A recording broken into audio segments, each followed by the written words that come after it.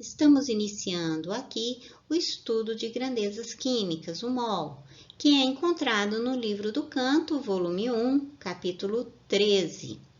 Temos a tabela periódica no último slide, se vocês precisarem. Bom trabalho!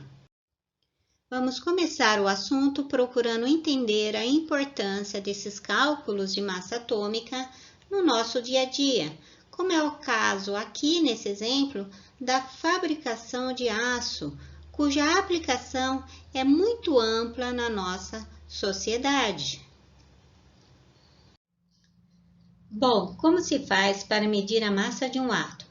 Precisamos de um padrão de massa atômica para se medir a massa de apenas um átomo, aquela entidade que não podemos ver só por microscópio de tunilamento, cujo tamanho é da ordem de nanômetros. Precisamos, então, de um ponto de partida que represente a primeira unidade. Como existe, por exemplo, para o quilograma. Um quilograma equivale a um cilindro de platina e irídio cujas dimensões são bem definidas. Na química, o padrão de uma unidade de massa atômica equivale a 1/12 do isótopo de carbono 12.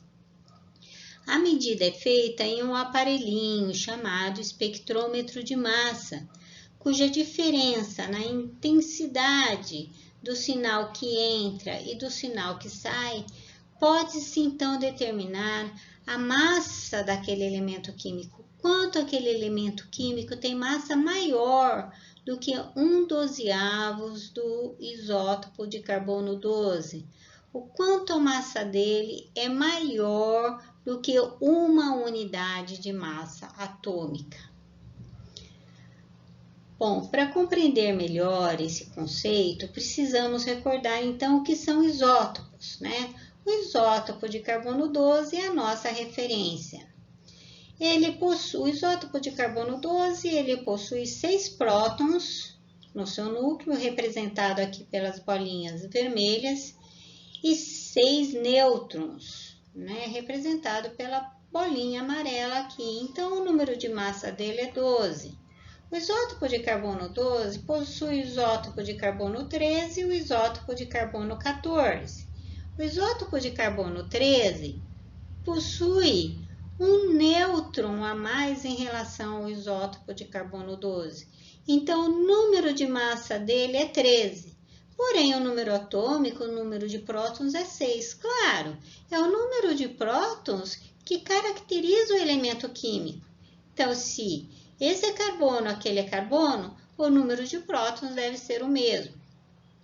Além do isótopo de carbono 13, o carbono possui também o isótopo de carbono 14.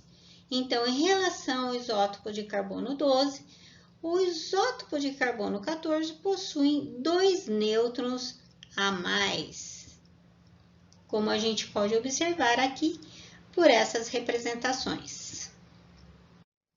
Bom, a partir de um padrão de uma unidade de massa atômica, podemos medir a massa de um átomo qualquer, ou seja, a massa de um elemento da tabela periódica.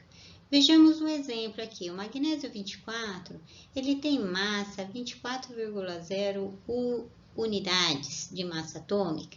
Isso quer dizer que a massa de um átomo de magnésio é 24,0 unidades de massa atômica, que a massa de um átomo de magnésio é 24 vezes maior do que 1/12 de carbono 12, ou seja, é 24 vezes maior do que uma unidade de massa atômica.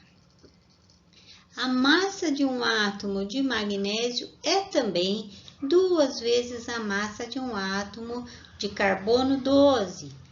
Isso equivale a dizer que se eu tivesse uma balança imaginária, eu teria de um lado dessa balança um átomo de magnésio 24 e do outro lado da balança 2 átomos de carbono 12, porque é 2 vezes maior do que o carbono, tá certo? Então, eu preciso de 2 átomos de carbono 12.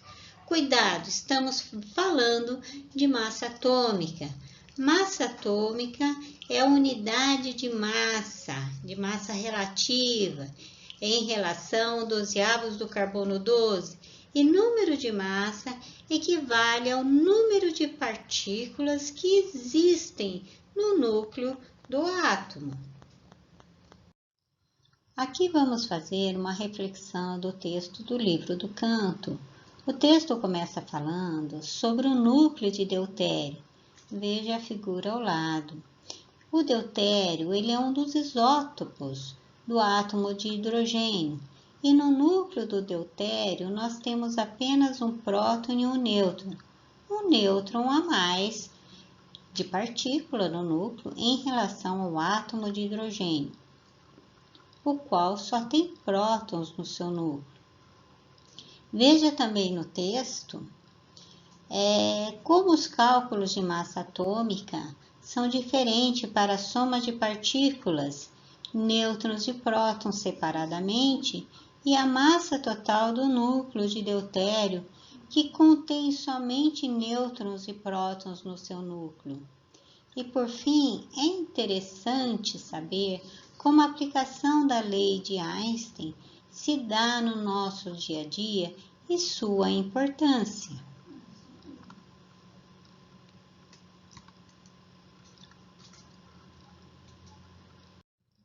De acordo com o slide anterior, responda essas questões para fixação de conceito. Bom trabalho! A massa atômica dos elementos que observamos na tabela periódica é, na realidade, a média ponderada das massas dos isótopos daquele elemento químico.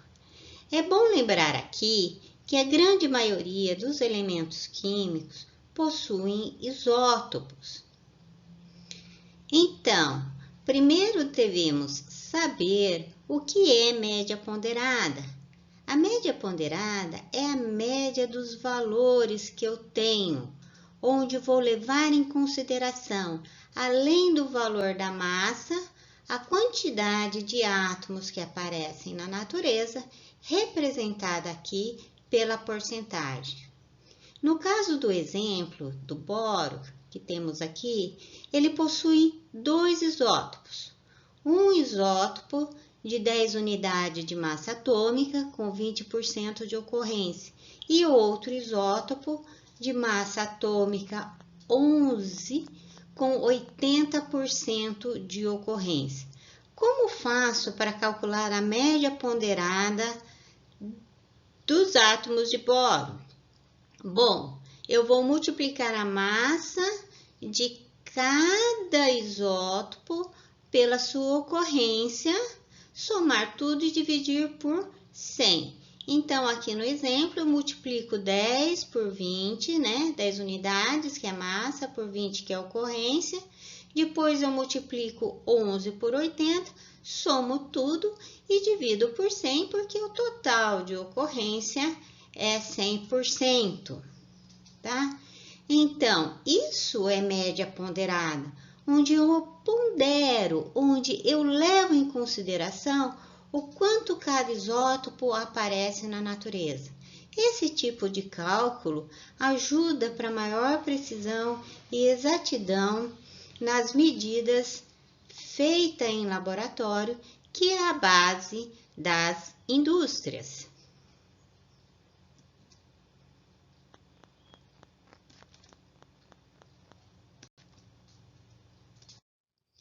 No slide anterior, nós vimos a massa de cada isótopo e como calcular a massa do elemento químico que aparece na tabela periódica.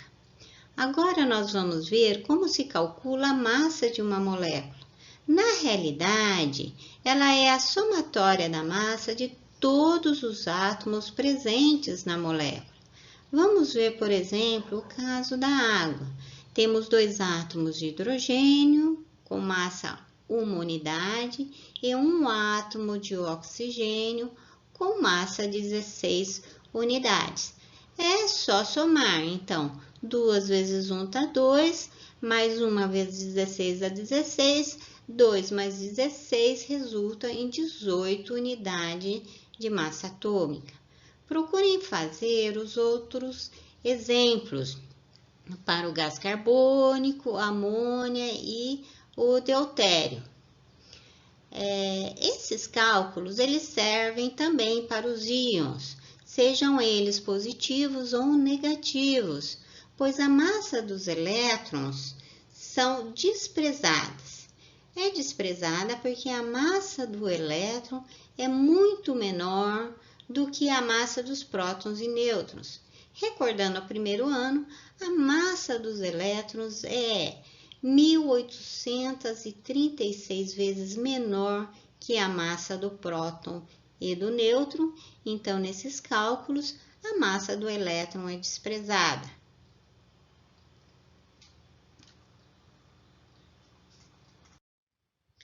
Nessa segunda etapa de exercícios, vocês devem resolver os exercícios 1, 2 e 3 para fixação de conceito. As dicas que eu deixo para vocês aqui é que no exercício 1, vocês devem montar duas equações para resolver esse exercício, já que eu tenho 3 isótopos de X, né? A primeira equação faz referência à porcentagem, x mais y mais 40% é igual a 100%, e a segunda equação faz referência à média ponderada. No segundo exercício, vocês vão calcular a massa do íon nitrato e do íon sulfato. Lembrem-se, a massa dos elétrons é desprezível, então eu vou calcular como se fosse uma molécula neutra. No terceiro exercício, a dica que eu deixo para vocês é que vocês devem primeiramente calcular a massa molecular da glicose. Eu tenho a fórmula molecular da glicose aqui, C6H12O6.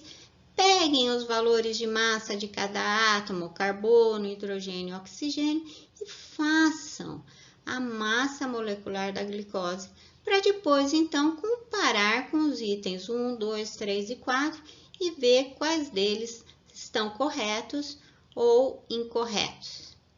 Bom trabalho! Aqui nós terminamos essa primeira etapa. Obrigada pela participação.